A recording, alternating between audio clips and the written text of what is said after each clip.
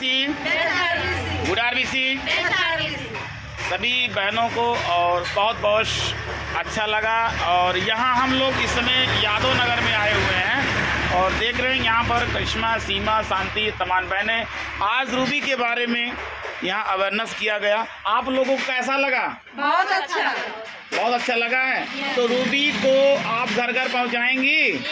बिल्कुल। एक एक कॉइन ये लोग ने बीड़ा उठा लिया है कि एक एक कॉइन हर घर में पहुंचाना। तो सफलता का डोज, सफलता का डोज बिल्कुल इसी तरह से अवेयरनेस करिए। और ये हैं करिश्मा जी, इनके माध्यम से आज हम लोग यादव नगर में बैठे और बहुत अच्छी मीटिंग हुई। यहाँ 4 ज्वाइनिंगें हुई और खासकर मैं करिश्मा जी को, सीमा जी को, शांति जी को बहुत बहुत बधाई देता हूँ। इसी तरह से प्रचार प्रसार करते रहिए मिशन 1 करोड़ का। तो लगे रहिए लगातार। सफलता का डोज।